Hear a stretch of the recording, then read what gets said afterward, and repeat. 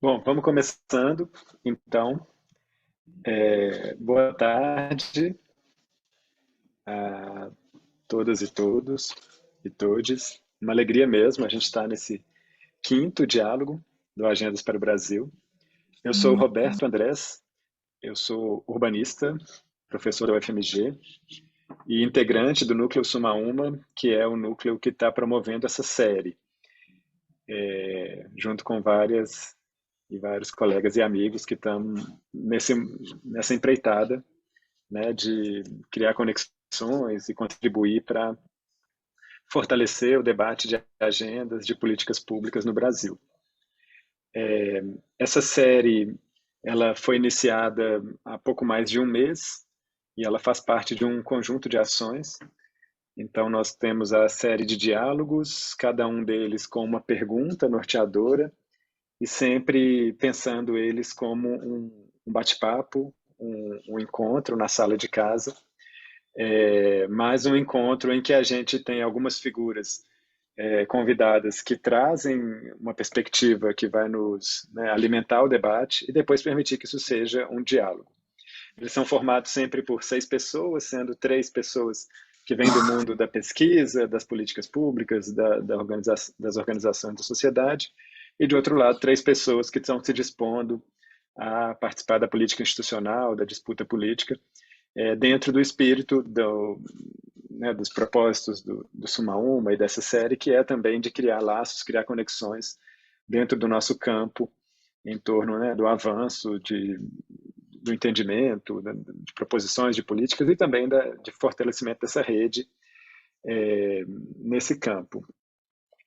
Então, a série ela tem também esse site que eu mandei o link aqui para vocês, é o agendasparaobrasil.org.br, em que foi feito pela equipe do projeto um mapeamento de proposições, agendas, documentos com formulações de políticas públicas que visa contribuir para que a gente possa, né, ter facilidade de acesso a esse material que é produzido hoje pela sociedade, que a gente possa pesquisar, buscar, ter um lugar em que a gente concentre isso. Né? Então, são várias e várias organizações em que a gente traz o trabalho dessa organização, né? Categoriza nas áreas temáticas, é possível pesquisar por área temática, meio ambiente, saúde, educação, cidades, etc. Faz parte também uma série de boletins que estão, né, as pessoas estão recebendo por e-mail e que fazem compilações dessa pesquisa, desse levantamento, trazem outras informações de eventos, lançamento de programas, tudo que diz respeito ao desenvolvimento de agendas, de proposições de políticas públicas. E por fim, né, a série de diálogos, que são 6 diálogos, esse é o quinto, e a gente, com as perguntas norteadoras, a gente hoje tem a pergunta que é como fazer a transição energética no Brasil. Né? Acho que a gente vai conversar muito sobre isso, mas a gente tem um desafio grande, né? De um lado, a gente precisa retomar a atividade econômica, né? A gente tem um país com muitas dificuldades na economia, mas a gente precisa que essa retomada aconteça, né, com fontes de energia menos poluentes e que causem menos danos tanto ao próprio à população do país quanto ao planeta. A gente tem 6 pessoas muito especiais. Eu tenho uma grande admiração por todas elas, muito feliz de estar aqui com vocês.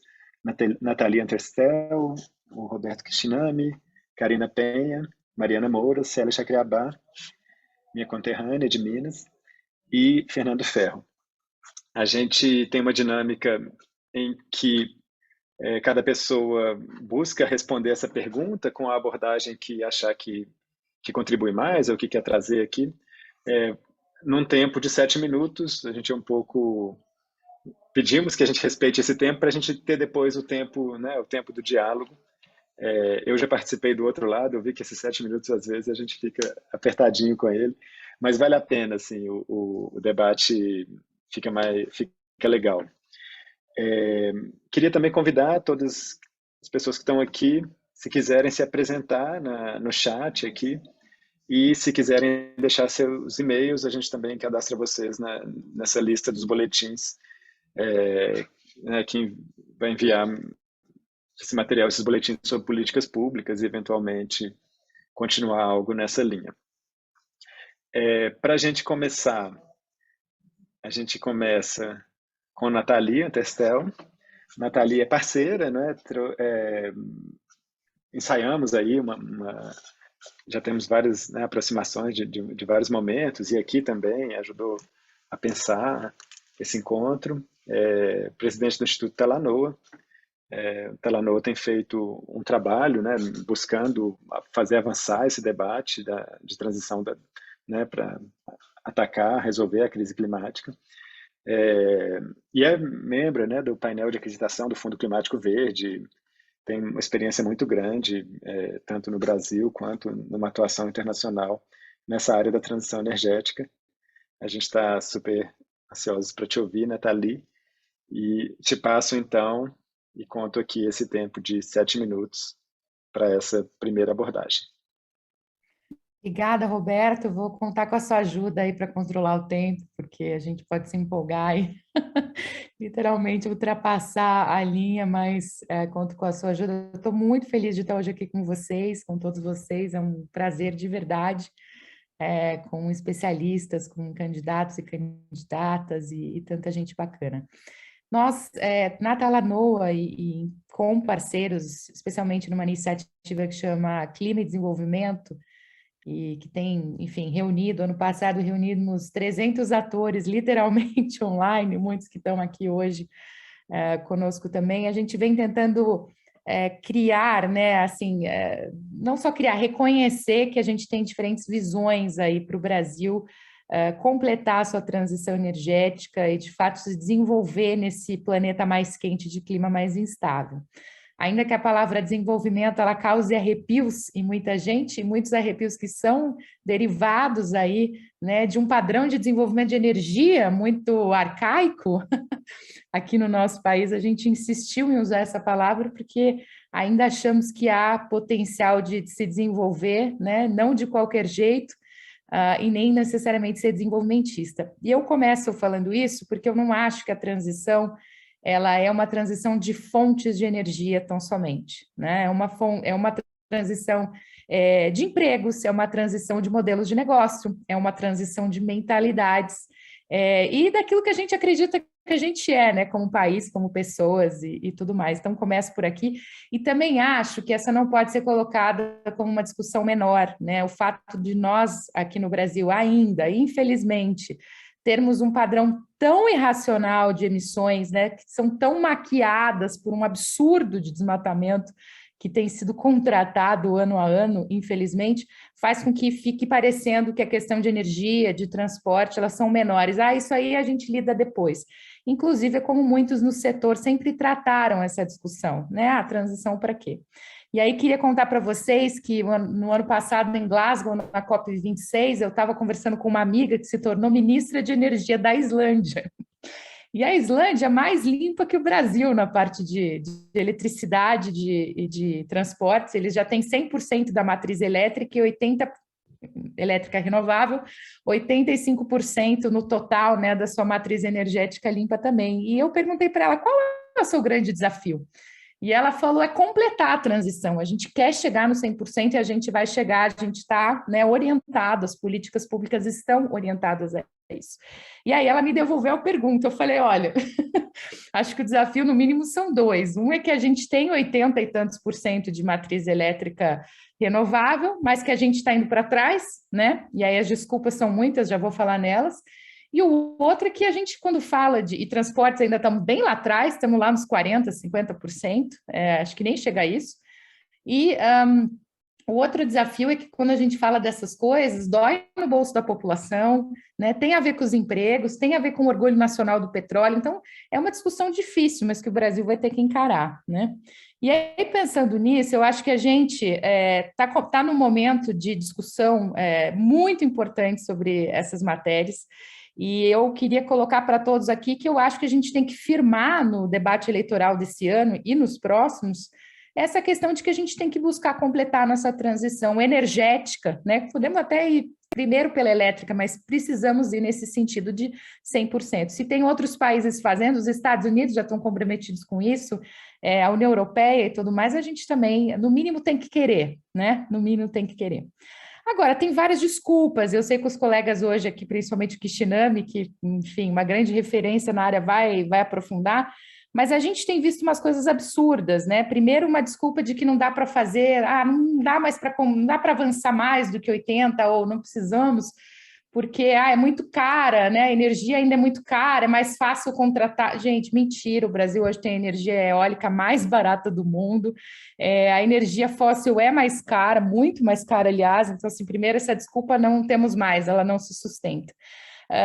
Nós estamos, segunda desculpa é que, bom, mas tem aí os enclaves, né, de pessoas empregadas, milhares de pessoas empregadas na indústria fóssil, temos que tratá-los, e é verdade, a gente precisa fazer um planejamento dessa transição, né, principalmente nesses locais aí do carvão, enfim, do petróleo, mas a bem da verdade é que isso aí também já estava meio para acontecer depois da manhã, em 2027, o governo Bolsonaro foi lá e chutou para 2050, então o ritmo da transição tem que ser mais rápido, inclusive para preservar esses trabalhadores, para potencializar sua requalificação ou até qualificação, né?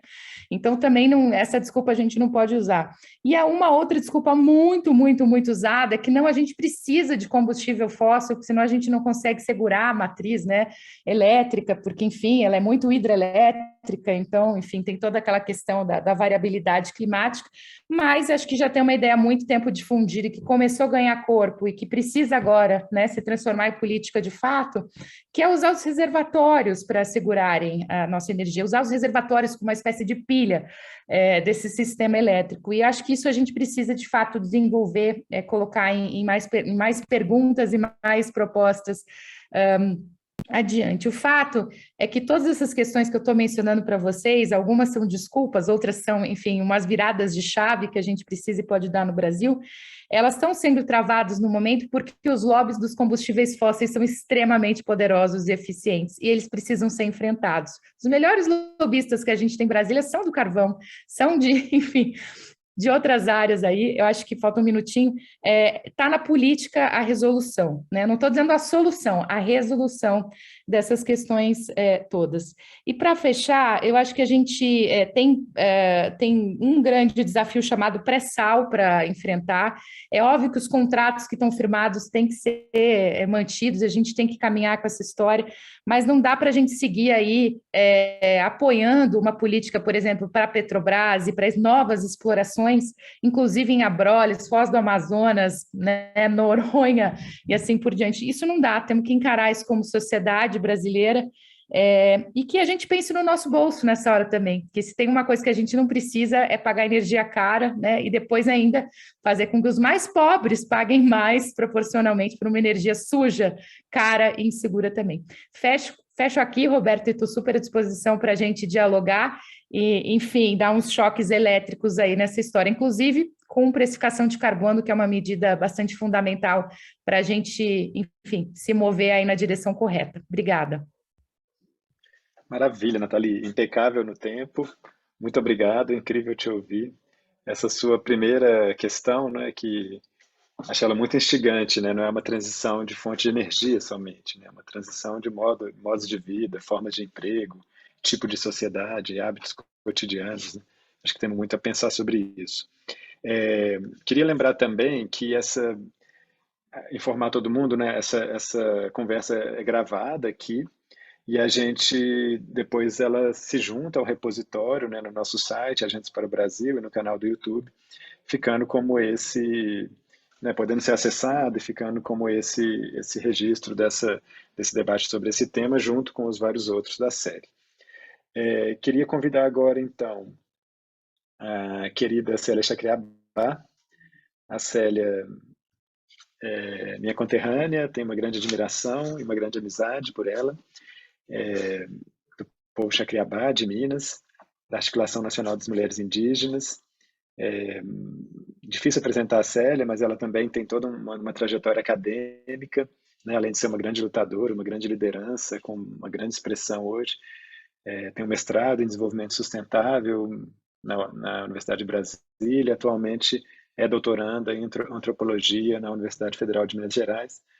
Mas lembrando aqui do currículo dela, vou ler esse pedacinho, reafirmo que a minha primeira escola foi a luta em diversas frentes, garantia do território, porque a luta pelo território é a luta pela própria vida. Então, te agradecer muito, Célia, pela presença, uma honra ter você aqui, e pedir você para buscar responder essa pergunta, né, para a gente, aí nessa primeira rodada de 7 minutos. Obrigada, Roberto, pelo convite, todo mundo aqui participando junto, uma alegria, e me fez relembrar muito essa transição de energia, e eu sempre falo que, embora eu não sou hidrelétrica, nós somos energia ancestral, e é muito gente pensar em outras tecnologias, tecnologia social, entendendo que o corpo indígena, os modos de vida, já é essa energia, essa transição, e acho que é muito importante, porque quando o painel da ONU, como a companheira disse que teve em Glasgow também, colocado como que não existe outra saída para barrar as mudanças climáticas, se não reconhecer que a saída número 1 é a demarcação dos territórios indígenas. Então, acho que essa transição perpassa também pelos corpos sociais, principalmente com os nossos modos de vida. E quando a companheira fala também, remete à questão do pré-sal, eu fico pensando que, na verdade, vai existir também essa questão do pré-calor, pré-fome, e essa questão do pré-planeta também, porque não existe planeta B, então a solução é a solução é a saída ambiental, repensar todas as formas de consumo e os modos de vida.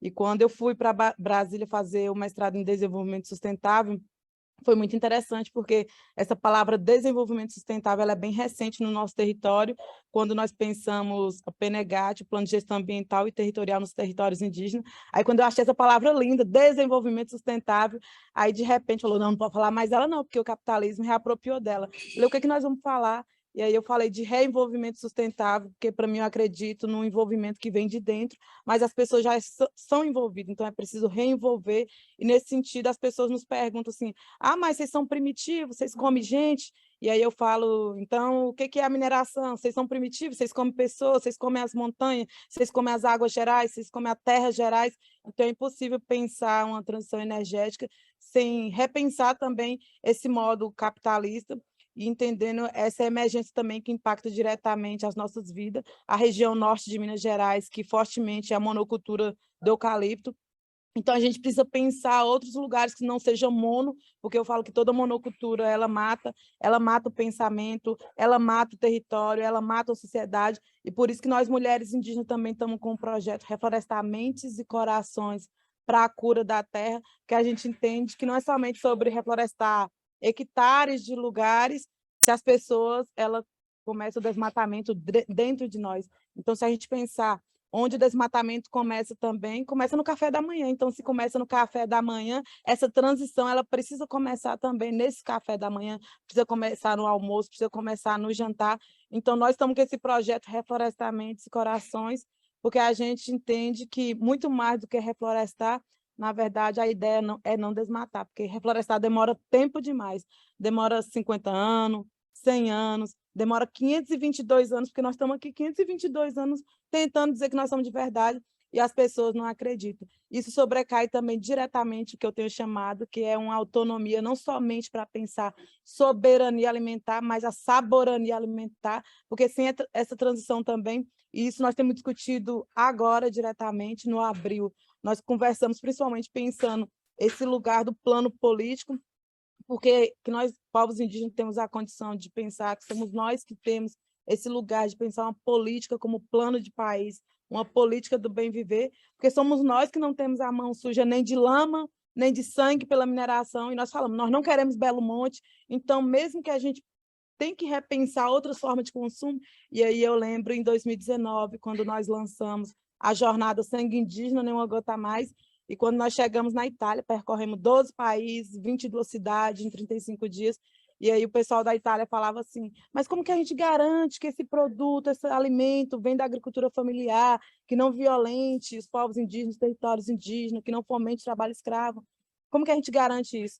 E eu falava que a pergunta nem a resposta era essa, porque, na verdade, perpassa muito mais por cada país ter a sua autonomia alimentar. Então, acho que a transição energética é a mesma coisa, perpassa por uma autonomia em menor escala, e sem pensar em grande escala, porque, de qualquer maneira, mesmo que seja sustentável, ela já deixa de ser sustentável quando a gente pensa em grande escala.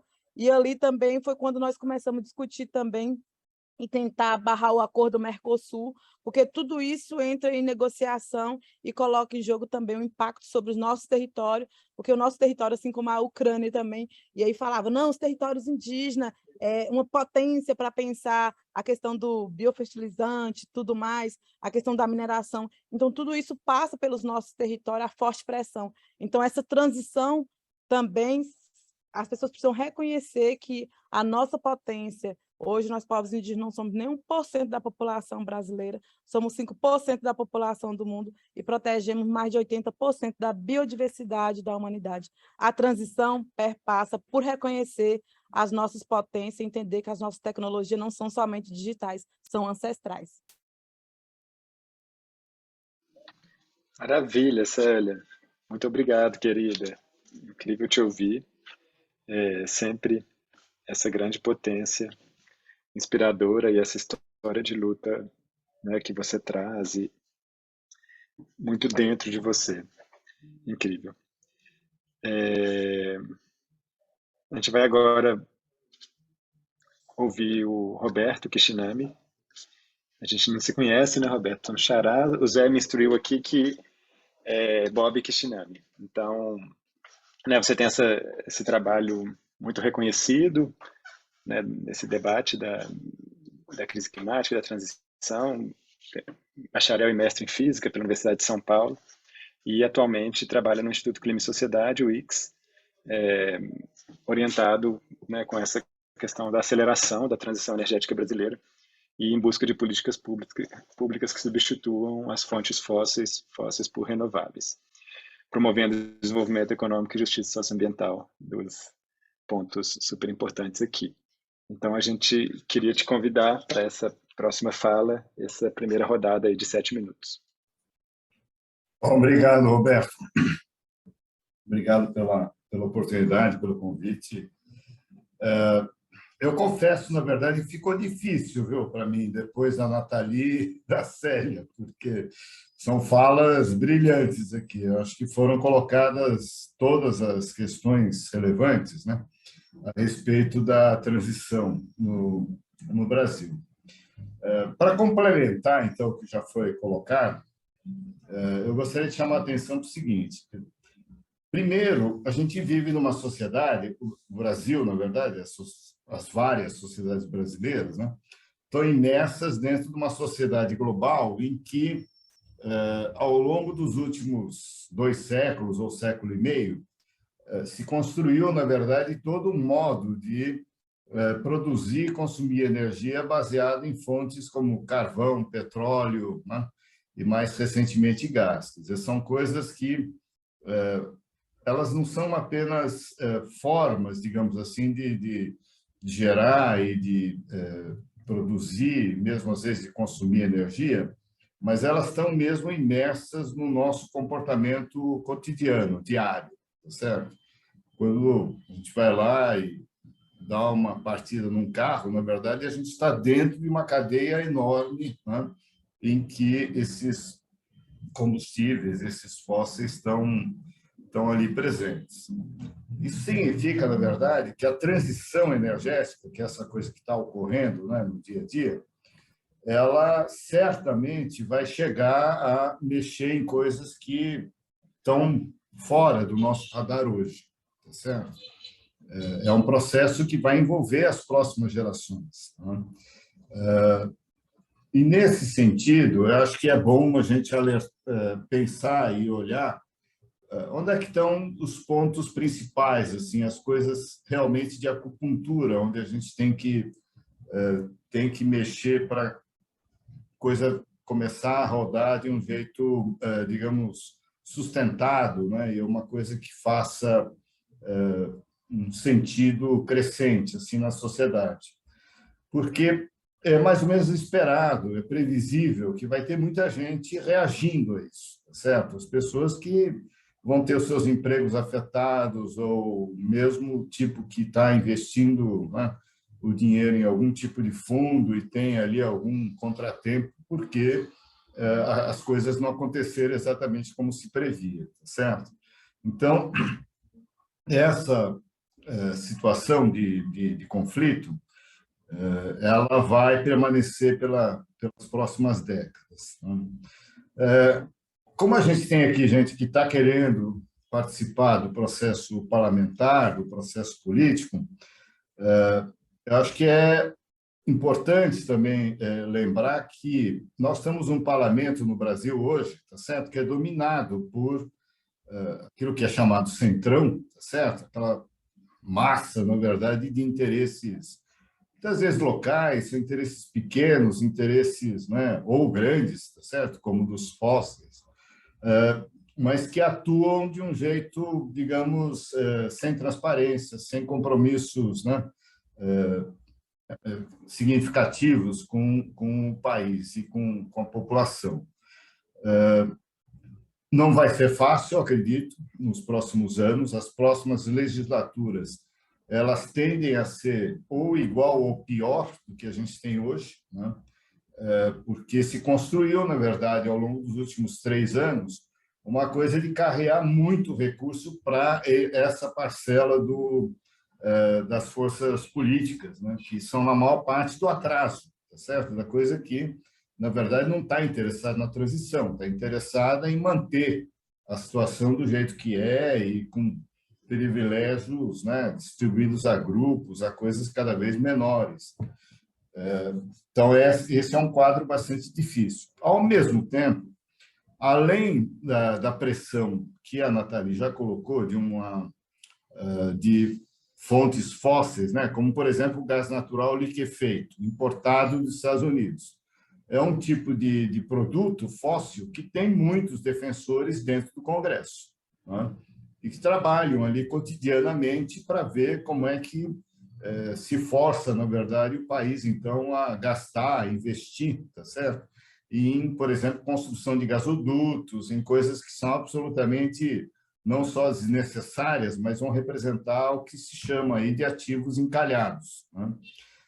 Além disso, na verdade, a gente tem um problema também do lado das fontes renováveis, tá certo? Não se pode fechar os olhos a isso. É um ponto que a Célia, na verdade, levantou quando disse que todas as formas, né, quando viram alguma coisa como um tipo de essas coisas de reflorestamento em larga escala, monocultura, etc., viram problema, né? Isso também está acontecendo, na verdade, com as torres eólicas, com os parques eólicos.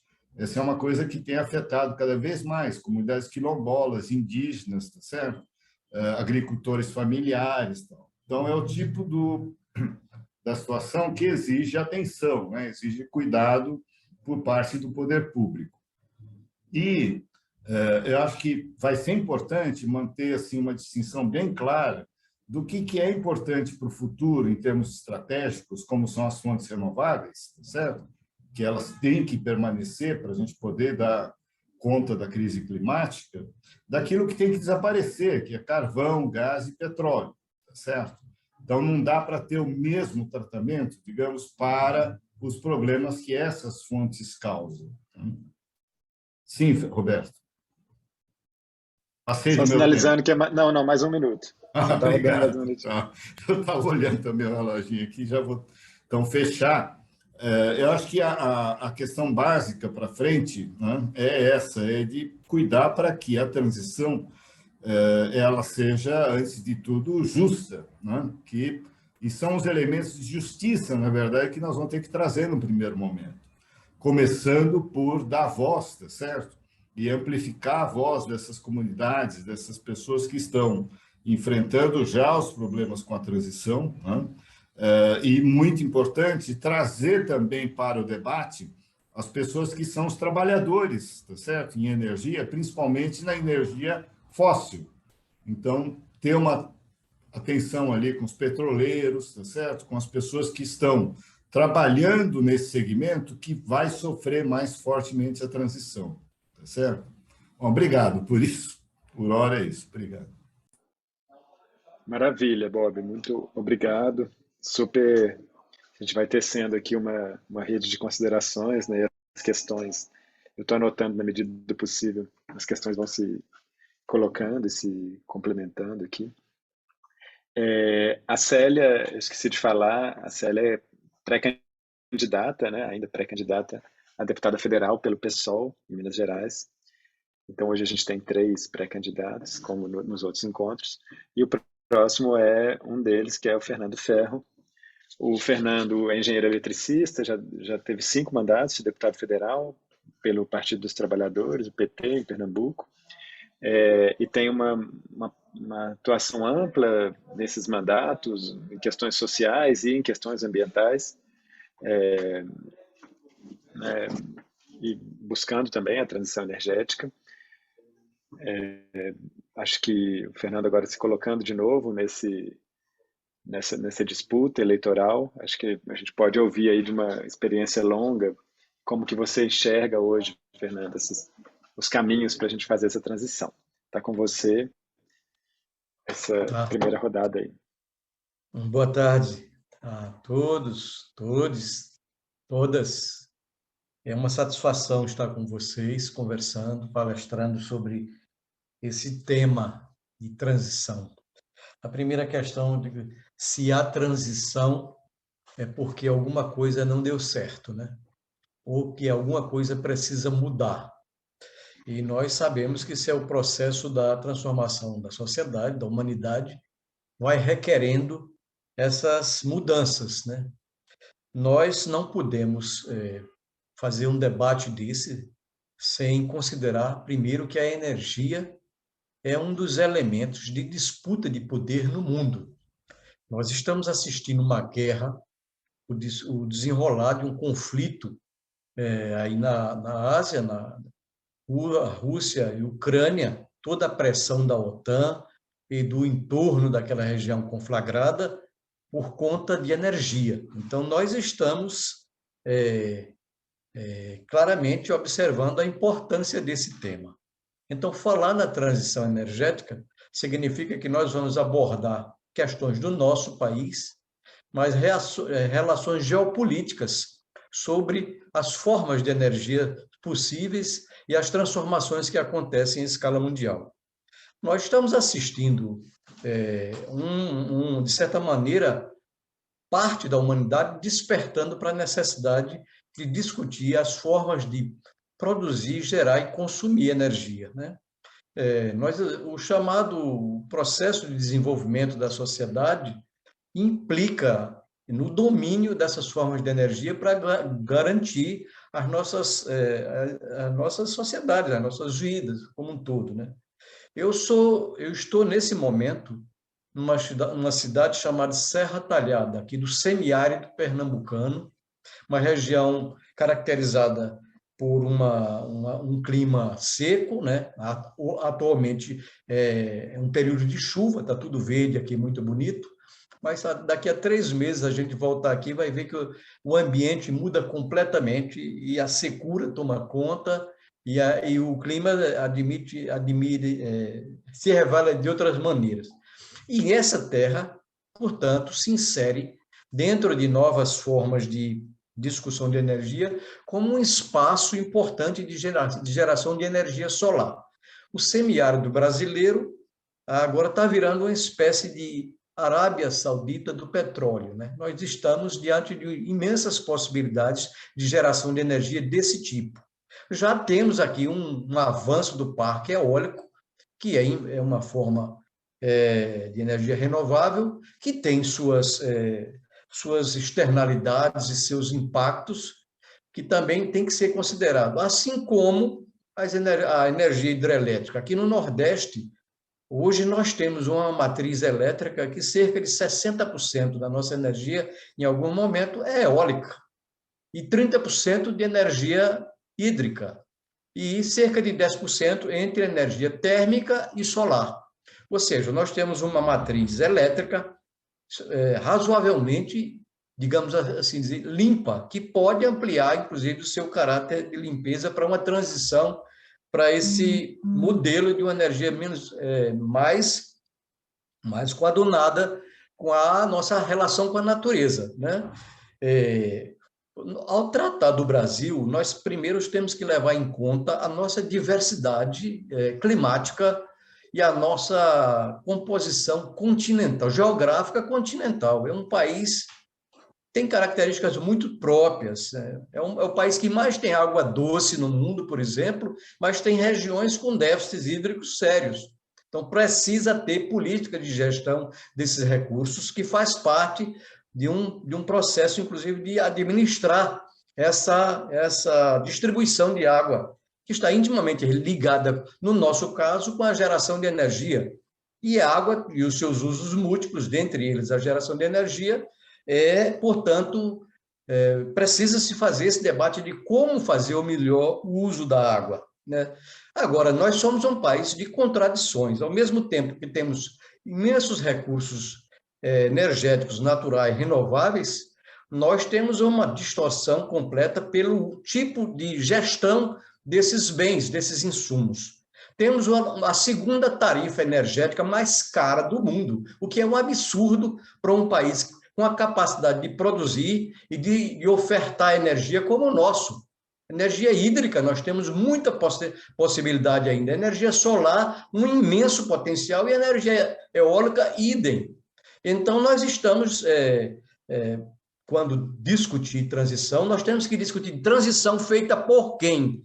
Que atores irão participar dessa transição? Porque já está sendo feita uma transição pela cúpula, pela elite econômica, pelos interesses maiores do capitalismo, que faz e propõe uma transição de acordo com seus interesses. Onde é que entram o povo, as populações originárias, quilombolas, os trabalhadores, a população em geral nessa transição?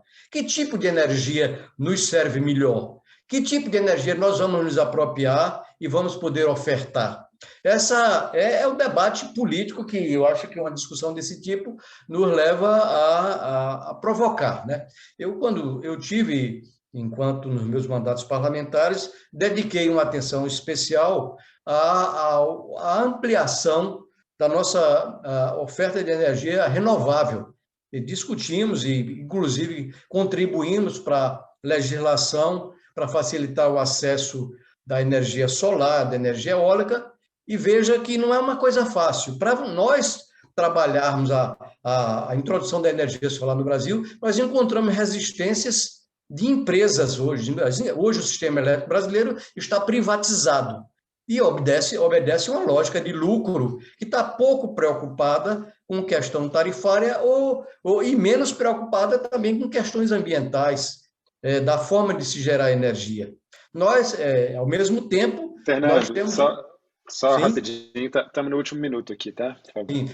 Ao mesmo tempo, nós estamos diante da emergência dessa discussão, porque os relatórios do IPCC e outros aí nos apontam para a necessidade urgente de mudarmos os nossos padrões de crescimento, de desenvolvimento, de transformações no país. Isso, evidentemente, nos coloca esse desafio. E, portanto, um debate como esse é muito interessante para a gente começar a pensar que transição, quem faz e para quem essa transição e como se fazer essa transição. Maravilha. Muito obrigado. Muito legal termos sua fala, sua presença, toda essa história de luta, de militância por esses temas, pelo tema ambiental ligado ao social, né, Fernando? E acho que essa questão que você traz, né, feita por quem e para quem, parece que é uma questão que atravessa todo esse debate. Queria passar agora para a Karina. Karina Penha é do Nossas, meu colega. A gente não se conhece, mas eu integrei por 2 anos agora o Conselho da Organização e está à frente da coordenação de mobilização da campanha Amazônia de Pé do Nossas, que é uma campanha que está super forte, super importante aí nesse momento, e é articuladora, né, dos jovens Engajamundo em torno da questão das mudanças climáticas. Tem várias outras coisas aqui, mas eu vou resumir nesses 2 pontos e pedir Karina para nos trazer a sua perspectiva dessa questão. Oi, gente. Boa tarde. Vocês me escutam? Ai, ótimo. Eu estou com a internet bem estável aqui, Eu sou do Maranhão, né, mas estou acabando de desembarcar aqui em Belém para participar do FOSPA, e por isso estava tentando também conectar, acabei perdendo as falas da Célia e da Nathalie, mas imagino.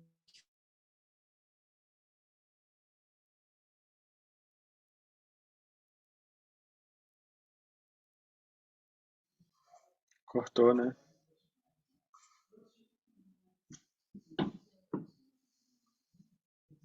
Não é só para mim, né, gente? Cortou aí a fala da Karine para todo mundo, né? Cortou, sim, cortou. Congelou, sim, a imagem dela. Será que volta? Ela estava me falando aqui que a internet onde ela está muito instável. Vamos aguardar um pouco ou a gente inverte? Acho que podemos inverter. Você avisa ela aí, Germana, por favor. Aí a gente convida a Mariana Moura vamos ver se a Karina consegue entrar, né, depois. Mariana é pesquisadora da Unifesp, doutora e mestre em energia pela USP e coordena o programa, coordenadora local do programa WASH na USP e fundadora do Movimento Cientistas Engajados. Atualmente, a Mariana Moura é pré-candidata a deputada estadual pelo PCdoB de São Paulo. Então, queria muito agradecer a sua presença, Mariana, e te convidar para fazer essa fala, buscando responder essa pergunta. Oi, pessoal. Eu estou aqui ouvindo atentamente o que todos estão falando. Estou no ônibus voltando de Brasília, da reunião anual da SBPC.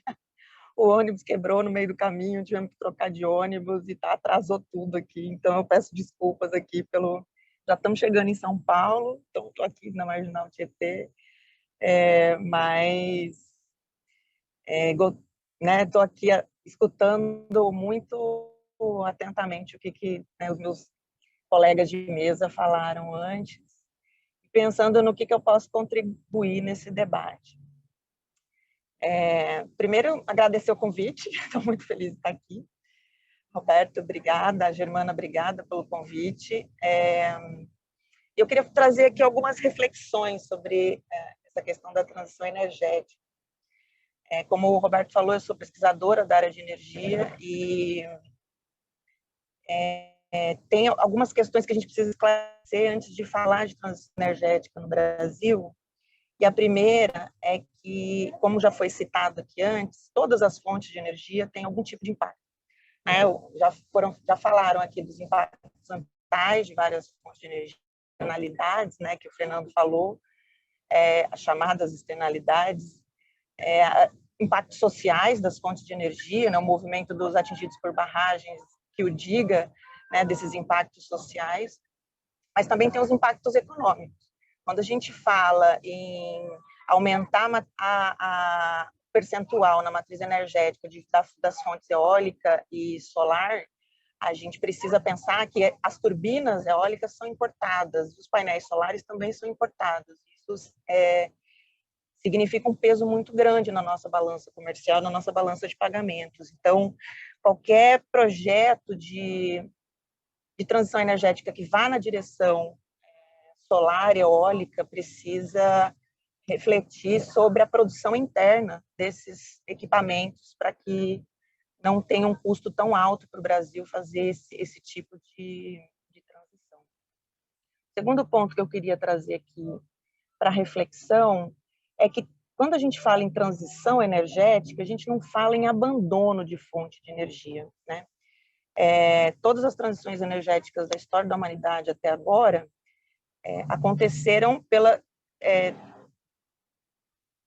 fim da predominância de uma fonte para o início da predominância de outra fonte. Então, a gente fez uma transição do carvão vegetal para o carvão mineral, depois, né, a transição do carvão mineral para o petróleo, mas não significa que a gente deixou de utilizar essas outras fontes, que o digam hoje as pessoas que estão tendo ou se sentindo obrigadas a voltar a cozinhar com madeira, né, porque o gás de cozinha está muito caro. Então, ainda existem muitas pessoas no Brasil e no mundo que utilizam fontes de energia chamadas tradicionais ou não renováveis, né?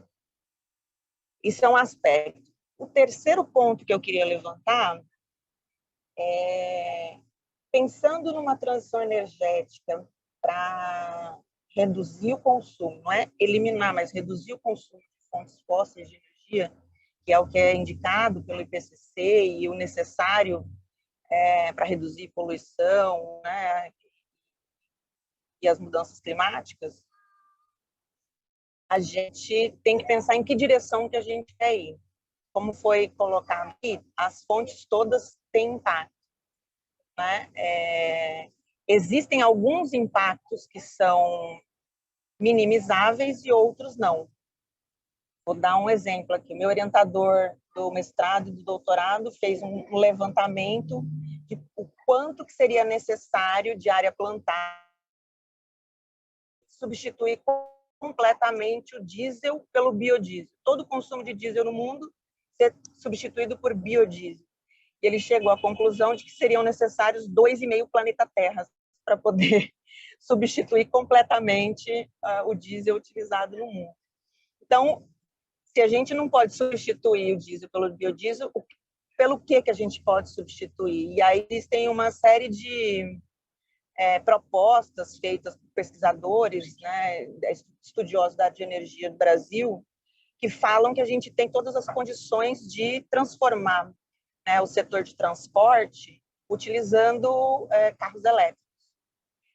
Aí temos um outro problema, né? O carro elétrico precisa de bateria, a bateria precisa de lítio, o lítio está na Bolívia, que é o nosso vizinho, e também tem um grande problema geopolítico em torno dessa questão do lítio. Mas, se a gente abstrair essa questão do lítio, da onde que a gente vai tirar energia elétrica suficiente, já que as fontes que a gente tem hoje disponíveis, a geração que a gente tem hoje disponível, já não está dando conta da necessidade de crescimento econômico, né, no Brasil?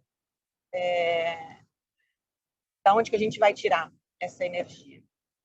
É isso que eu tenho refletido nos últimos anos, é sobre esse ponto que eu tenho refletido nos últimos anos, e vários pesquisadores no mundo apontam a solução nuclear. E aí tem vários problemas. Então, eu estou aqui também para levantar problemas, não só soluções, né? Para a gente refletir sobre essa questão da transição energética. A fissão nuclear, que é o que a gente utiliza hoje no mundo para geração de energia elétrica, tem, obviamente, o problema da geração de resíduos com os quais a gente não sabe lidar ainda. Né? E, claro, o perigo de acidentes que a gente já viu acontecerem no mundo. Então, se a fissão nuclear não é alternativa para substituir o uso de combustíveis fósseis de transporte, talvez uma solução seja a fusão nuclear. Não sei se vocês estão acompanhando a discussão mais recente, mas o grande avanço tecnológico hoje, em termos de inovação em geração de energia no mundo, são as pesquisas que estão sendo feitas na área da fusão nuclear, cujo resíduo é o hélio, né? Você junta 2 átomos de hidrogênio e produz hélio. Então, tem também uma série de problemas econômicos envolvidos, porque ainda não tem, né, não está na fase de produção comercial de energia, só em laboratório. Mas todas essas são reflexões que a gente precisa fazer num momento como esse, especialmente esse ano. No Brasil, a gente tem a chance de apagar o negacionismo que paira aqui sobre Brasília, o governo federal, e voltar a discutir seriamente o desenvolvimento do país e crescimento com distribuição de renda, com redução de desigualdade e respeito aos limites ambientais. Não sei se eu cheguei no meu... Mas só para começar o debate, eu ouvi mais a opinião de vocês sobre essas reflexões. Beijo. Obrigado, Mariana. Impecável com o tempo, 20 segundos aqui. E falando de dentro de um ônibus, né? Então, até esse debate das formas de locomoção e da energia, eles ganharam uma tônica maior aí pela sua participação, se deslocando na Marginal em São Paulo, de água no solo. E a gente tem essa grande demanda de espaço para esse modo de transporte pouco eficiente. E me pergunto se na matéria da energia nós não estamos falando da mesma coisa. Assim, será que a gente precisa? Queria perguntar para vocês. A questão é alterar a fonte de energia desse modo de deslocamento, ou é ir mais na linha que trouxe a Nathalie na primeira fala dela, de que não é só uma transição energética, é também uma transição de modos de vida, né? Deixando essas duas questões sobre as hidrelétricas e essa segunda sobre mobilidade, eu queria passar para o Henrique, que levantou a mão aqui. Em seguida, vemos se temos outros comentários do público, e aí voltamos para vocês. Seu áudio está desligado aí, Henrique. Vou baixar a mão aqui. De alguma maneira, bom, boa tarde para todos, todas. Meu nome é Henrique Silveira, falo aqui do Rio de Janeiro, faço parte também do Núcleo Sumaúma e sou aqui no Rio coordenador da Casa Fluminense. De alguma maneira, minha questão também tangencia o que o Roberto falou, um pouco de como é que, né, a gente está falando aqui de indústria do petróleo, e no Brasil a gente queima petróleo, né, até onde eu sei, eu não sou um especialista, para transporte, né? A gente tem uma matriz de energia elétrica que vem muito da hidrelétrica, tem uma parte de gás, de carvão, mas nosso... E aí eu acho que tem essa discussão, tá? Então, como é que caminha para a gente, se a gente quer reduzir o uso de petróleo, de combustível, né? Como é que a gente... Então, que outra matriz é essa que a gente tem que produzir? Como é que pensa isso do ponto de vista de indústria, né? Quer dizer, então, a nossa tarefa nos próximos anos é caminhar na construção de uma indústria de ônibus elétricos no Brasil. A gente importa essa tecnologia. Eu acho que tem essa discussão sobre transporte público e a matriz de combustível. Agora, o outro ponto eu acho que é mais... eu acho que é do desafio político que é esse debate hoje no Brasil, né? Repito, estou falando do Rio de Janeiro. O Rio de Janeiro é um principal produtor aí de petróleo no Brasil. Apesar de produzir, né, petróleo aqui, a gente refina pouco aqui.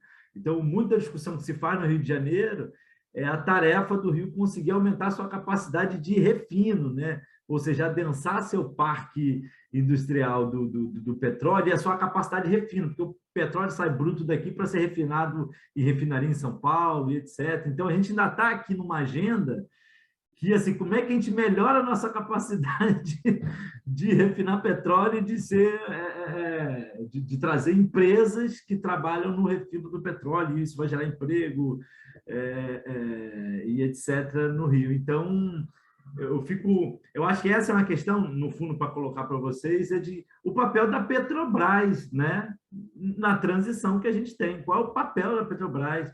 Quer dizer, a Petrobras, como empresa de energia, eu acho que esse mote o governo Lula tentou dar ali um pouco, né, fomentando outras fontes, né? Eu entendo que, normalmente, não sou um especialista no tema, entendo que existem algumas coisas que a Petrobras faz, mas onde é que ela poderia ajudar a dar essa virada, né, para a gente produzir? Enfim, estava aqui agora há pouco o Eduardo da Revolução Solar, que é a primeira cooperativa de energia solar em favelas. Não conseguiu ficar até o final, mas faço aqui a saudação a ele e o trabalho que ele faz de gerar energia em casas, né? A Alemanha está financiando lá com os bancos a produção, todo mundo instalando painéis solares, gerando energia da sua própria residência, distribuindo o excedente para a rede. Então, a Petrobras deveria estar indo nessa direção. Enfim, acho que eu ouvi vocês sobre o lugar da Petrobras, né? Tem uma discussão de política de preço aí, mas tem uma discussão também estratégica sobre que tipo de energia ela vai fomentar nos próximos anos, porque, para fechar, como a Nathalie falou, tem um negócio chamado pré-sal, que tem muita gente de olho. Então, como é que é a equação política disso? É isso, Cami. E prazer estar aqui ouvindo e aprendendo com vocês. Eu queria... Bom, temos ainda de mão levantada aqui o Zé Marcelo, a Cláudia e o Fernando Ferro. Fernando, se você não se importar, passaria... O Zé e a Cláudia colocam as perguntas. Tudo bem. E aí depois você já entra na primeira rodada de respostas. Pode ser? Sim, pode ser. Então, Cláudia, você quer Quer colocar suas questões? Sim, posso ir, até porque minha pergunta está bastante alinhada com a do Henrique, né? Boa noite, gente. Sou Cláudia, trabalho na Casa Fluminense com o Henrique. E o Henrique fez algumas provocações para a equipe, né? No sentido da gente ler um pouco sobre o New Green Deal.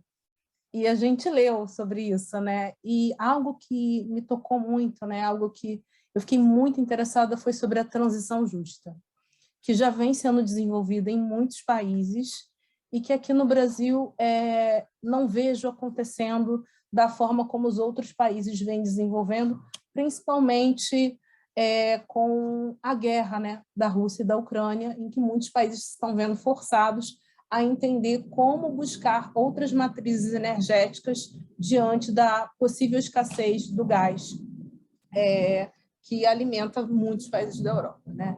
Então, pensando um pouco nessa questão da Petrobras, que o Henrique falou, né, que é a nossa grande empresa que trabalha com combustíveis fósseis, como é que a gente pode pensar políticas públicas para um país tão dependente ainda, né, desse tipo de combustível e que deixou de investir em usinas, né, como é que se diz? Ai, meu Deus, energia eólica.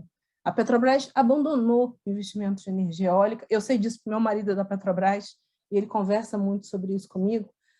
Deixou de investir em muitas formas de energia de matriz limpa e ficou totalmente voltada para o petróleo, e a gente sabe que a gente não tem autossuficiência por tudo isso que o Henrique já expôs, né? Então, como pensar numa transição justa para esse país, pensar em empregos verdes, pensar num futuro em que a gente se desvincule cada vez mais do petróleo e consiga trabalhar com energia limpa.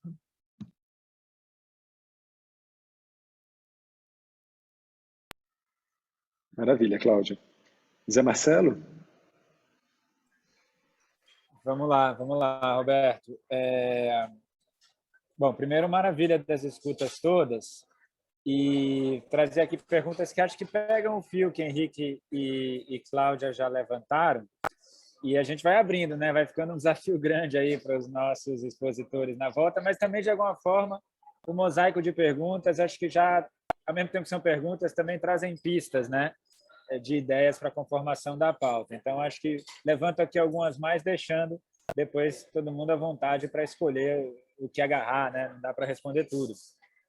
Mas, primeiro, só um comentário casual. Antes de começar, eu estava falando, né, que eu, por uma circunstância pessoal, estive nas últimas semanas circulando aqui pela costa nordestina, entre o Maranhão e o Rio Grande do Norte, e testemunhando a onipresença das torres de energia eólica, né? Que, por um lado, do ponto de vista de energias renováveis, tem a boa nova, por outro, aí chama atenção para o que o Bob colocou, né, dos impactos que se colocam também, né? Não há possibilidade de geração sem impacto. Então, só fazer esse diálogo que o Roberto colocava, né? Esse desafio, de um lado, de que parte dessa equação é sobre que tipo de coisa reduz a demanda agregada coletiva por energia, como é que a gente racionaliza o consumo, né, de energia na nossa sociedade e o uso, a transmissão, a preservação dela, né, para além da geração. E depois, acho que é sempre uma conversa de melhor balanço, né? Não haverá nenhuma solução sem impactos. A questão é onde é que a gente vai achar o melhor ponto de equilíbrio e a melhor mix, a melhor composição entre fontes. Então, primeiro um comentário sobre isso para somar no que já foi falado. Mas o que eu queria trazer dialoga muito com o Henrique. É o seguinte, eu lembro, participando, Nathalie, de algumas rodadas do Talanoa, né, na conformação do projeto de transição, em algum momento, né, se falava dessa pauta como uma pauta ambiental. Eu lembro que me ocorreu colocar uma coisa que, para mim, é uma profissão de estar nisso, que essa não é uma agenda ambiental. Essa é uma agenda que perpassa o cerne, o coração da pauta social e econômica deste século e do futuro do mundo e da humanidade, né? Portanto, o que eu estou querendo dizer é que do ponto de vista da pauta de política pública, ela tem que estar no coração da própria visão de desenvolvimento econômico, seja porque fazê-lo sem uma transição energética é uma equação que não tem como fechar, desenvolvimento econômico para valer nas décadas pela frente, seja porque a fronteira de oportunidades econômicas, desenvolvimento, de atividade econômica das próximas décadas passa por atividade econômica verde, limpa, sustentável, renovável, etc. Bom, para além de como colocar isso no debate público, a minha pergunta é mais prática, né? É se vocês teriam visões sobre o que isso pode implicar do ponto de vista do desenho do lugar institucional da política de energia, sobretudo no governo federal, né? Porque a minha sensação, sem acompanhar isso de perto no dia a dia, é que isso hoje não é mais só uma questão do Ministério de Minas e Energia ou do órgão técnico responsável pela gestão da área produzir boas modelagens, bons desenhos de projetos de geração, etc., e encaminhar isso, né? Isso tem uma conexão tanto com a dimensão social, os impactos da transição e como geri-los, quanto com o cerne de deltas de desenvolvimento econômico estratégico, né? Que me parece merecer um lugar mais articulado, mais transversal, mais central na nacionalidade federal e a interface com outras agendas, né?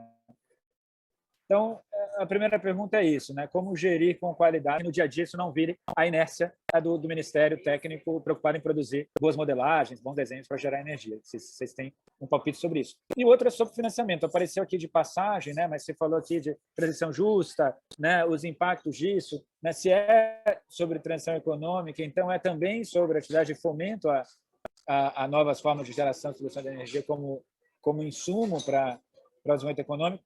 Mas aí o meu ponto é que arquitetura potencial para articular isso. A Nathalie falou em precificação de carbono, né? De um lado, para que os dividendos de combustíveis fósseis, né, de petróleo, etc., possam ser usados para financiar uma transição de maneira consistente. De outro, como é que a gente taxa, precifica os impactos de combustíveis fósseis e de carbono, de maneira a gerar também receita para financiar essa transição.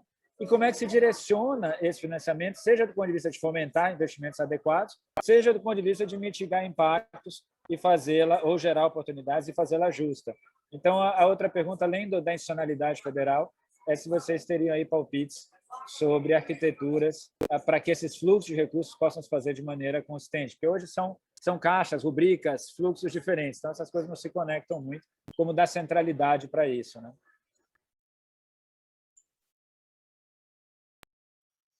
Maravilha, Zé. Retornando aqui para a mesa, para os nossos debatedores, eu só queria perguntar, porque a Célia Chacriabá tinha sinalizado que teria que sair, queria perguntar se tudo bem para todo mundo, Célia começar. Célia, nem sei se está aqui ainda. Oi, Roberto, vou dar um Ei. salve aqui. Obrigada, gente. O debate super urgente. Quero fazer ele em outro momento, todo mundo. A contribuição aqui do professor Roberto, as companheiras aqui, super urgente mesmo, todos os debates aqui. E aí, só para fechar mesmo nessa reflexão toda, eu acho que o que eu tenho debatido muito aqui em Minas Gerais, mas não só em Minas Gerais, a nível nacional, territorial, a nível ancestral e internacional, é chamando a atenção que nós somos a última geração que podemos fazer alguma coisa para barrar as mudanças climáticas, nós temos uma contribuição importante. Então, por mais que existam recortes, e principalmente da economia, eu tenho refletido que, na verdade, o ecocídio vai custar muito mais caro. Se as pessoas realmente estão preocupadas com a economia, o ecocídio vai custar muito mais caro para o projeto de humanidade.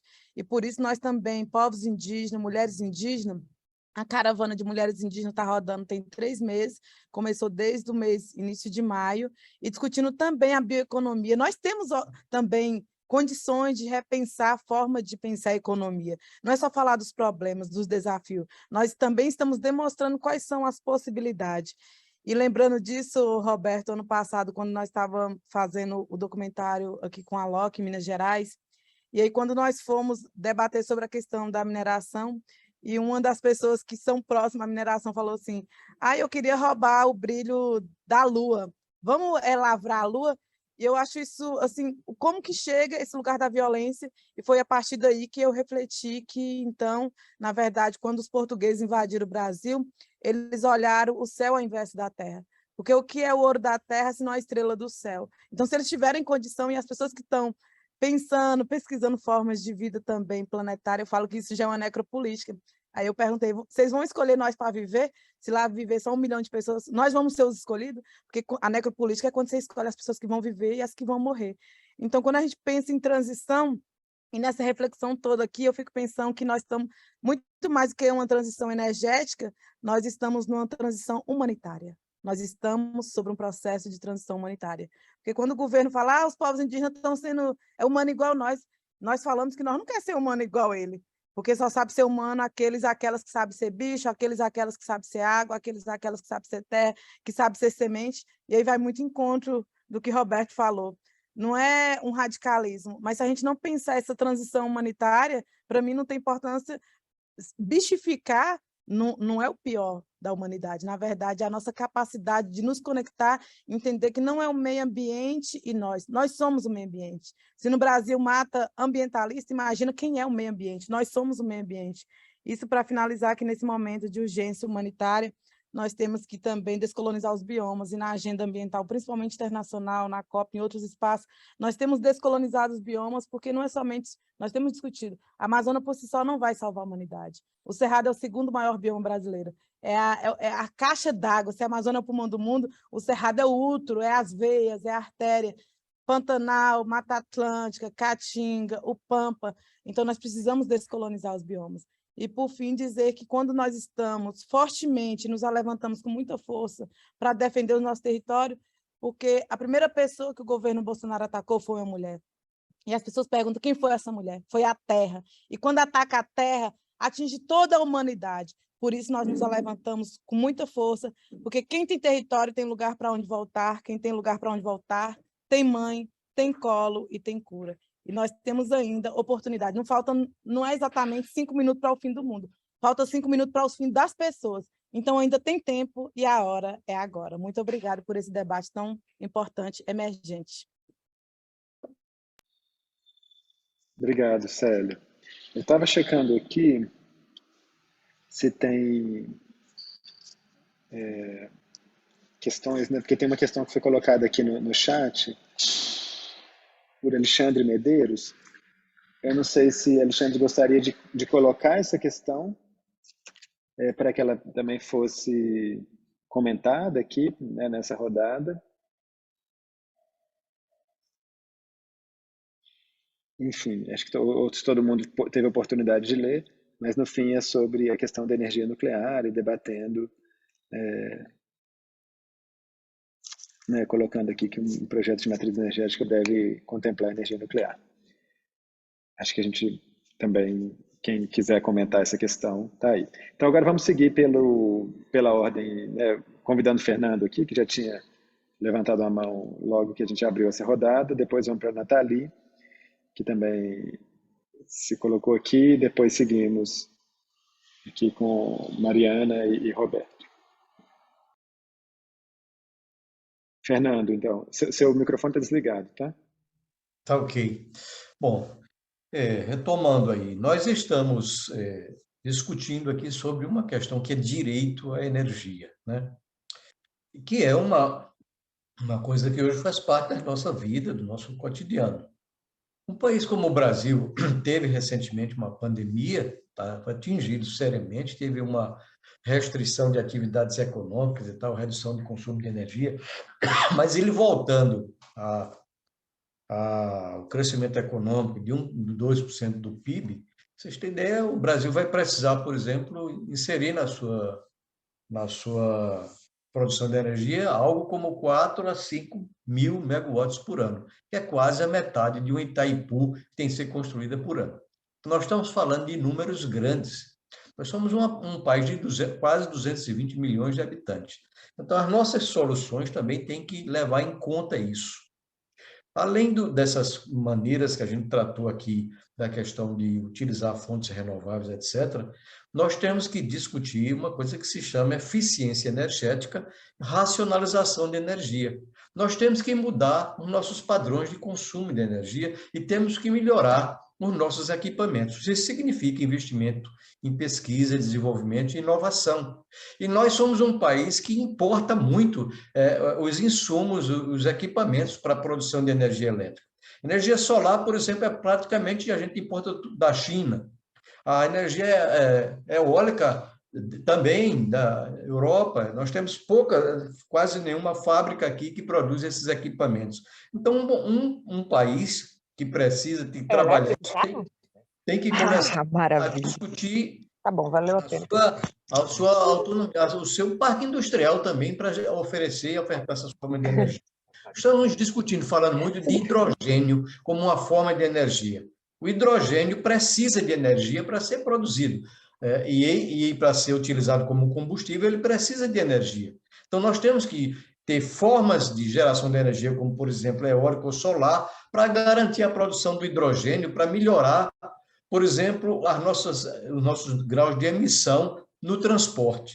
Temos que mudar profundamente a nossa matriz de transporte, que é muito dependente. Somos uma sociedade que incentiva e é escrava do automóvel. Então, nós temos que ter um debate sobre isso. Nós não trabalhamos muito com a discussão do transporte público, que é uma necessidade que temos, que impacta diretamente a questão energética.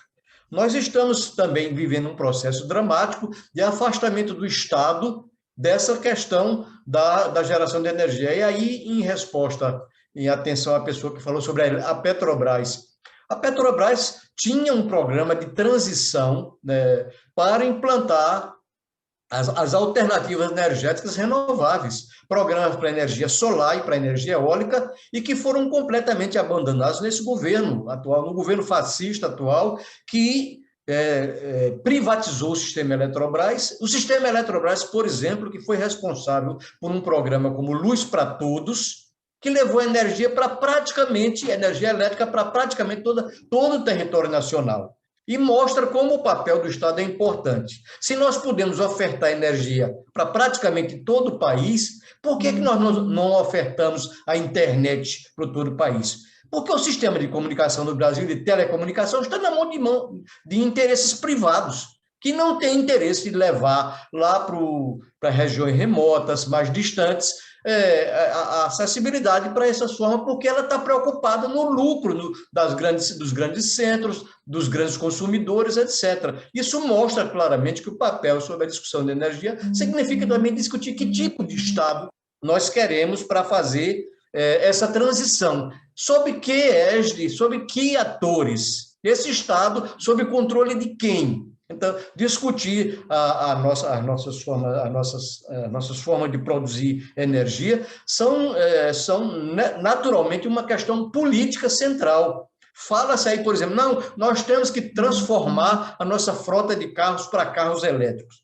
Se a gente transformar toda a frota de carros elétricos hoje para o Brasil, nós teríamos que construir aproximadamente uma Itaipu e meia para carregar as baterias desse carro. Vejam que não é uma coisa simples de ser feita. Nós temos que ter, evidentemente, um trabalho, um debate e um envolvimento social nessa discussão. Um debate como esse, por exemplo, começa a provocar. Alguém aqui falou de energia nuclear, né? Eu, por exemplo, sou contra o Brasil atual avançar na exploração de energia nuclear, porque nós temos outras fontes de energia menos arriscadas, de menor potencial de risco para ser implantado. Mas eu não sei se daqui a alguns anos a energia nuclear na forma da fusão, como foi aqui falado, que é algo para ser 40, 50 anos aí na frente, pelo menos o nível das pesquisas hoje apontam essa possibilidade, que possa vir a ser usada. Mas essas questões mostram claramente como que está imbricado a questão dessa transição com questão de pesquisa, desenvolvimento e inovação que nós temos que implantar na nossa sociedade. E quero concluir dizendo que esse debate ele coloca claramente a necessidade de todos esses atores.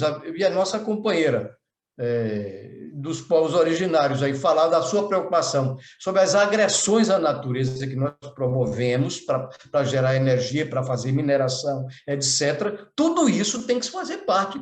Em alguns países se criou instrumentos de debate, de diálogo, onde populações originárias são ouvidas. O Canadá tem um belo exemplo, onde populações originárias participam da discussão. Vai fazer uma hidrelétrica em um canto tal, então se submete a um debate com aquela comunidade para ouvir as ponderações que existem acerca dos aspectos da natureza, da cultura, da civilização, com aquele empreendimento. E isso tem que ser feito. Uma sociedade avançada, um processo civilizatório, implica em construir os espaços para que todos os atores possam opinar e saber que o custo de uma obra não é o custo medido em dinheiro só.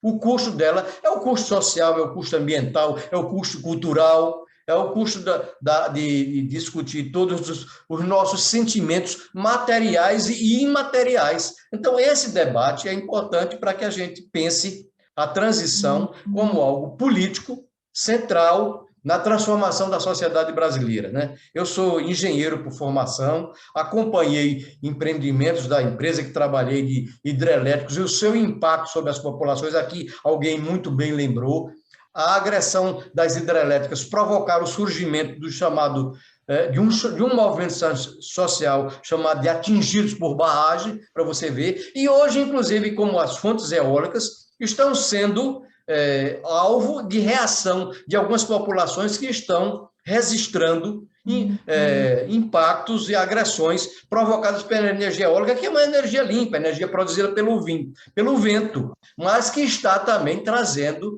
danos a populações no seu entorno. Isso requer, obviamente, que para continuar um programa como esse, tem que se ouvir essas pessoas sobre esse tipo de empreendimento. Então, eu vou parar por aqui, mas dizer que eu sou convencido que nós temos que ter fazer um esforço muito grande como uma nação que tem um imenso potencial de energia renovável, uma nação que precisa de energia e um país rico com todas essas questões e com conhecimento também. Nós temos hoje expertise em geração de energia elétrica, solar, já temos condições de promover avanços tecnológicos nessa área. No entanto, o afastamento do Estado dessas atividades e o afastamento do próprio debate com a sociedade só tende a favorecer o lucro, empresas e o capitalismo que precisa e quer esse controle completo dessas formas de produção e de geração de energia. Portanto, nós temos que ter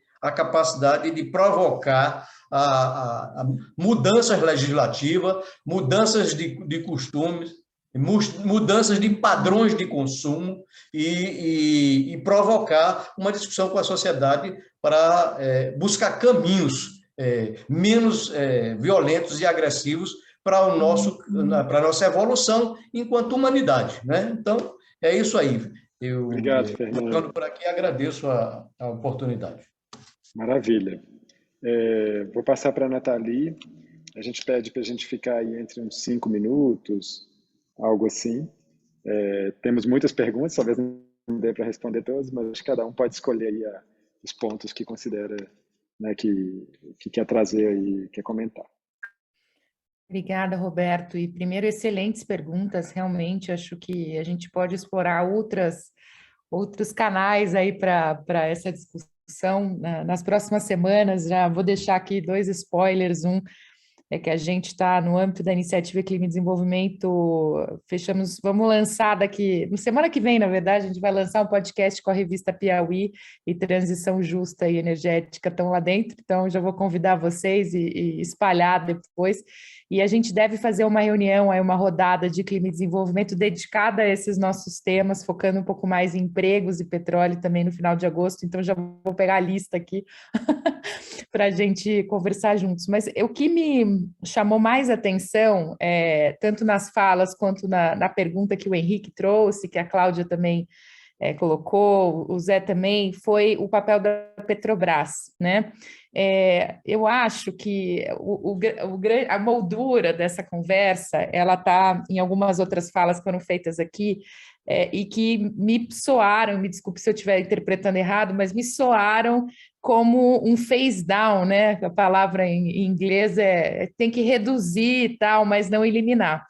E eu sinto lhes informar, mas vai ter que eliminar, porque o orçamento de carbono já tá por estourar. A gente está por passar 1,5 graus de aumento da temperatura, de aquecimento global nos próximos 20 anos.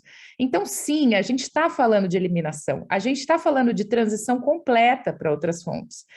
E tudo bem, vai ter um residual, não é amanhã que a gente vai deixar aí de usar petróleo, mas a gente precisa ter essa orientação muito clara, né? E essa orientação não está dada. Então, nós temos feito muitas discussões, tanto com os especialistas, quanto com figuras, né, que estão dentro do setor, dentro da Petrobras, e a gente percebe, enfim, ouve, né, as pessoas falando, olha, a geopolítica não está voltada à transição. E se ela não tiver voltada à transição, não adianta. Enquanto ficar uma conversa só de segurança energética, a gente não vai sair do lugar. Então, tem que começar pelo objetivo mais macro. A gente quer transição energética mesmo no segmento de petróleo e gás?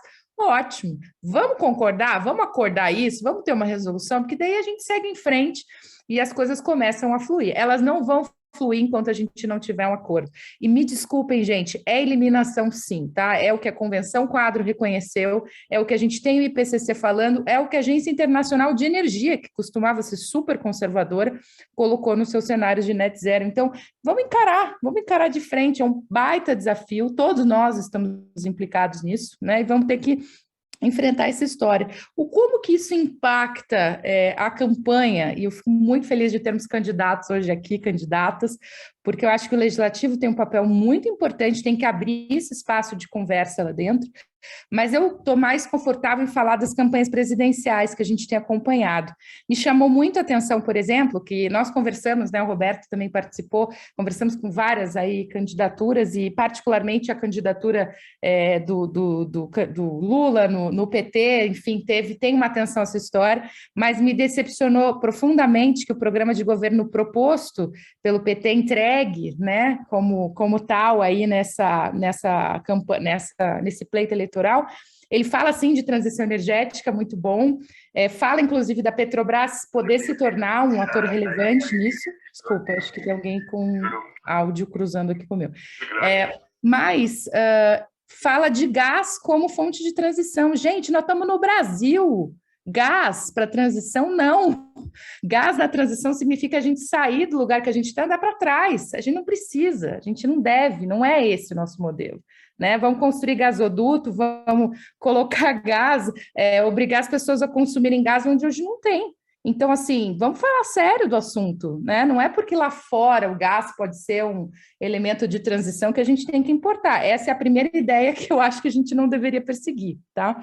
E aí eu acho que tem um problema sério em relação a como essas coisas estão interpretando e que é fruto dos lobbies também, volto a dizer isso. Né? Não é à toa que a MP da Eletrobras partiu lá cheio de jabutis, inclusive esse que vai obrigar a gente a comprar gás, carvão e companhia limitada, né? Então, nos fazendo reféns. E aí, eu acho que também tem uma outra coisa nessa história que é relevante, que é a seguinte... tudo bem, digamos que a gente tem um acordo em se orientar para a transição energética, a Petrobras vira esse ator que a gente quer que ela vire, né? Os empregos podem ser mais verdes do que marrons no sentido de indústria, mas tem que ter um cuidado, e acho que eu não me lembro quem que falou agora sobre a questão, acho que foi José Marcelo que falou que está no Rio Grande do Norte, está vendo um monte de turbinas eólicas e tal. A gente tinha escutado muito, né, por exemplo, uma prefeita aí do Rio Grande do Norte, a prefeita de Jandaíra, uma porreta demais, a prefeita Marina Marinho, e ela contando para a gente, olha, infelizmente o modelo que está se reproduzindo aqui para a instalação das eólicas é o mesmo modelão de desenvolvimento a qualquer custo, com impactos socioambientais horrorosos. Então, tem essa dimensão que a gente precisa trabalhar e que esses atores tradicionais, como a Petrobras, a Eletrobras, eles também vão ter que repensar, falar de transição nesse sentido, né? Na transição também que vamos evitar as coisas que aconteceram. A gente já pode ter aprendido com Belo Monte, né? Vamos fazer do mesmo jeito. Agora tem que querer, tem que estar no software da coisa ali, querer fazer desse jeito, e eu acho extremamente importante. Por fim, desculpe, mas eu acho que a questão da Petrobras ainda passa, assim, pela precificação de carbono, assim, nos últimos anos. O que a gente tem visto acontecer no governo Bolsonaro é que a Petrobras virou só petróleo, né? Só petróleo, e deixou os outros investimentos, não diversificou mais. Então, vai precisar também fazer essa revisão do plano de negócios dessa companhia, que é de todos nós, em certa medida, né? E ainda um pouco nossa. Então, Enfim, acho que tem muito trabalho para legisladores e quem sentar em cadeiras de governo proximamente, e a gente precisa e tem oportunidade, eu acho que de fazer desse momento um momento de consenso, de construção, né? Não de apontar dedo, porque eu não acho que a Petrobras a gente tem que jogar fora, mas a gente precisa fazer com que ela se torne uma empresa de desenvolvimento do século que a gente está e não do século passado. Obrigada, Roberto. Maravilha, maravilha, Nathalie.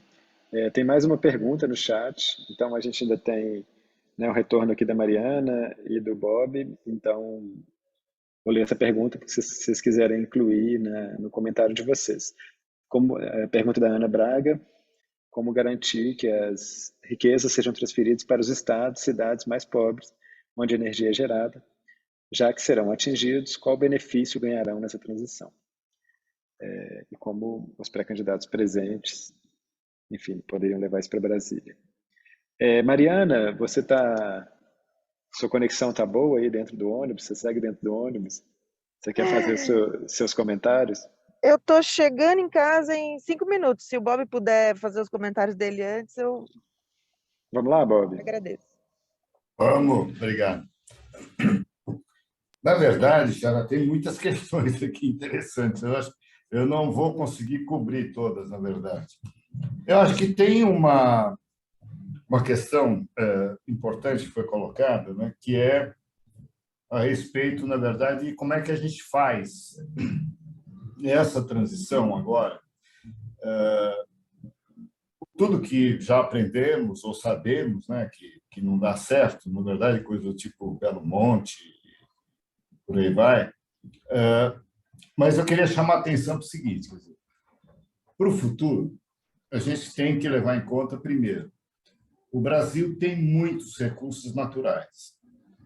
E provavelmente é um dos problemas que nós temos. Quer dizer, a gente tem recursos demais. Na verdade, não sabe lidar direito com essa abundância, né? Por quê? Porque, ao mesmo tempo que nós somos um país com quase 230 milhões, nós, na verdade, mantemos como a parte que tem acesso a essa coisa que vem com abundância, uma parcela muito pequena da população. Quer dizer, nós somos, na verdade, parte dessa parcela muito pequena, né? Pode falar 5%, 10%, mas certamente não passa de 20%, né? Então, isso faz com que a nossa capacidade de lidar com os recursos que nós temos seja muito limitada, né? Isso se reflete no quê? Reflete no fato de que os impactos que são trazidos por qualquer tipo de empreendimento, eles sejam distribuídos, na verdade, da maneira mais injusta possível. Eles vão pegar exatamente a parcela que não tem acesso, tá certo? A informação, a riqueza, a oportunidades, né? E acesso a coisas básicas, do tipo, inclusive, como chamou a atenção, por exemplo, para a conexão digital, né? Então, essa é a coisa que nós temos que superar, na verdade, para fazer uma transição, né, de fato. Porque a transição, a gente pode olhar a transição como o quê? Como redução das emissões de carbono. Tá bom, mas é uma leitura, cá entre nós, paupérrima, na verdade, que pode servir muito bem para países que já estão muito resolvidos com relação à questão de geração e distribuição de riqueza, mas não serve para o Brasil. Para o Brasil, na verdade, a gente tem que adicionar elementos para essa transição que dizem respeito exatamente à superação dessas desigualdades, né? Então, o maior exercício que a gente tem para fazer no curto prazo, tá certo? Na verdade, de nos prepararmos, nos superarmos nessas incapacidades que nós temos. E, para isso, instituições do tipo parlamento são essenciais, porque no processo civilizatório em que passou a humanidade, o parlamento é a forma de representação, tá certo? Que melhor, na verdade, no plano nacional, no plano institucional, é capaz de produzir esses trade-offs, essas trocas, né? Não é perfeito, óbvio que não. Em todos os lugares há problemas, mas é, até o momento, a melhor instituição que a gente tem, né? Nós somos bem ruins nisso, como eu já disse antes, porque a composição que nós temos no parlamento, ela é, obviamente, desfavorável a uma transição justa, mas é algo a ser superado, tá certo? Então, esse é um ponto. Com relação à pergunta do Marcelo, a respeito de que lugar, né, energia teria numa gestão federal, obviamente, para quem lida com clima e vê na energia como um elemento importante, tá certo, dentro dessa transição climática, o ideal é que a energia estivesse ali, né, no centro das decisões a respeito de mudança do clima. E é claro que seria importante que mudança do clima fosse, na verdade, o tema que guiaria todas as políticas, né? Políticas, inclusive, industrial, política de desenvolvimento, as diretrizes para a área financeira, etc. Mas eu não creio que seja ainda esse o lugar possível, tá certo? Nós vamos ter que ter, no próximo governo federal, um governo, na verdade, de rearranjo, de arrumação, né? Vai ser um governo bastante difícil, na verdade, em direção a alguma coisa melhor. E é a oportunidade que eu vejo de nós exercitarmos, né, isso de começar a fazer, na verdade, trocas, tá certo? Trade-offs dentro da sociedade que sejam melhores para as populações que hoje, tá certo, são colocadas numa situação de vulnerabilidade, numa situação absolutamente desfavorável, né? Então, coisas do tipo fazer melhor, tá certo? O planejamento, a implantação e o funcionamento de coisas do tipo parques eólicos e solares é algo que está, ao meu ver, assim, na coisa urgente, tá certo? Da mesma maneira, no caso da indústria de óleo e gás, particularmente a Petrobras, nós aqui no Instituto, nós estamos apoiando agora, por exemplo, várias iniciativas com os trabalhadores para que eles tenham, né, num próximo acordo coletivo, se não no próximo ano, no outro ano, tá certo? A inclusão do item transição energética justa como parte do acordo coletivo. Essa é uma maneira, ao meu ver, de trazer os trabalhadores para o enfrentamento dessa questão como atores, né? Por enquanto, eles, na verdade, estão colocados como praticamente vítimas do processo, tá certo? Alguém, em algum lugar, decide a respeito da transição e eles são, então, sujeitos às mudanças, tá certo? Por demissão, por requalificação, por coisas do tipo. O ideal, na verdade, é que eles possam participar do processo, inclusive, de definição do que é essa transição, né? E tem muitas possibilidades para uma empresa do tipo Petrobras, tá certo? Porque ela é um enorme capital social, ela é um capital humano que foi construído, inclusive, com investimento público, né? E que não pode, de forma alguma, numa transição, ser deixada de lado ou ser destruída, como vem sendo pelo governo atual, né? Então, eu acho que como coloquei, a ênfase estaria, na verdade, na transição, nesse primeiro momento, em cuidar desses pontos, né, que são, de um lado, a abundância de fontes e, do outro, os atores que nós temos que trazer para o processo para produzir, então, justiça, né, que é o que falta ao nosso país. Obrigado. Maravilha. Então, eu passo para a Mariana tecer seus últimos comentários. A gente está pedindo aí em volta de 5 minutos nessa última rodada, até porque depois a gente encerra aqui às 19. Nossa, você me pegou bem na hora que eu estava pedindo entrada aqui pelo computador. Dá para liberar aí? Ou pelo celular, tá tudo bem. Não tem problema, é que eu acabei de botar o celular aqui. Maravilha. Deu certo, então? Cheguei agora.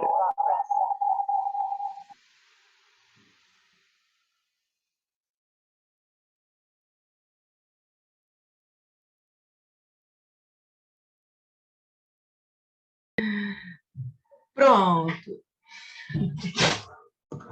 Oi, gente.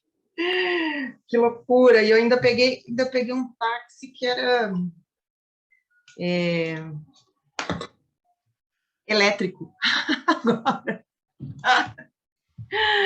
Ai, meu Deus, a conversa toda acontecendo aqui. Vocês estão me ouvindo bem, né? Sim. Tá. Então, deixa eu tentar falar em 5 minutos tudo que foi falado aqui. É difícil, mas tudo bem.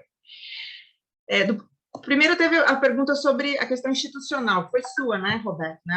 Onde colocar essa discussão sobre energia dentro da instituição federal? Existe um grupo, né, que se chama CGEE, que é ligado diretamente à Presidência da República, que é o Centro de Gestão de Estudos Estratégicos, que pensa a política pública de forma mais ampla e transversal.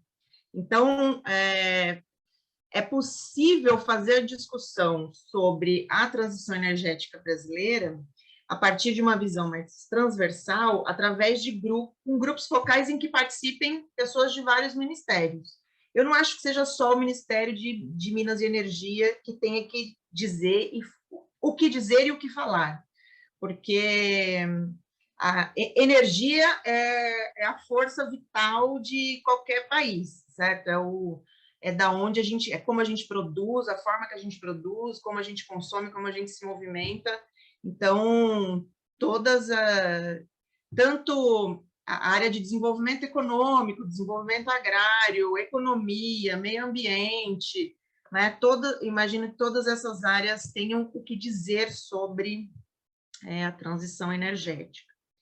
Um segundo ponto que eu queria levantar aqui, a partir da discussão que foi colocada antes, é como fazer essa transição energética, né? E aí eu citei aqui as transições anteriores, que foram feitas, né, de forma razoavelmente espontânea, elas foram feitas a partir da falta de disponibilidade da fonte. Então, quando começou a acabar a madeira, lá na Inglaterra, eles tiveram que mudar para uma outra fonte.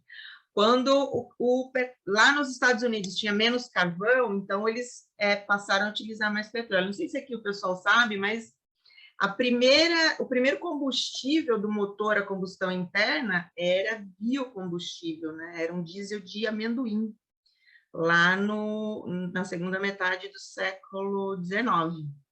E na verdade, foi utilizado o petróleo no final, quando foi feito o lançamento dos carros, né, dos automóveis, por um acordo entre as indústrias automobilísticas e de petróleo. Então, existe uma demanda é necessária uma demanda para que aconteça a transição. O Brasil fez uma transição muito importante e bem-sucedida na década de 70, e que é vista como exemplo no mundo inteiro, tem estudos, inclusive, sobre isso, sobre as várias transições que ocorreram na década de 70 em função dos choques do petróleo. E uma das coisas que os estudiosos falam sobre o que aconteceu no Brasil é que o sucesso aconteceu porque juntou vários setores. O governo puxou essa transição em direção ao etanol.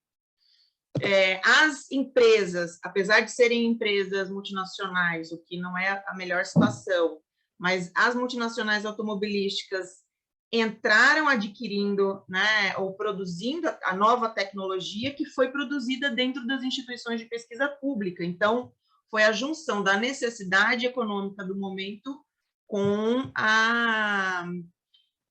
o setor privado e a pesquisa. Então, quando o Fernando Ferro fala que a gente vai precisar investir muito em ciência e tecnologia para fazer essa transição, a gente vai precisar investir muito em ciência e tecnologia.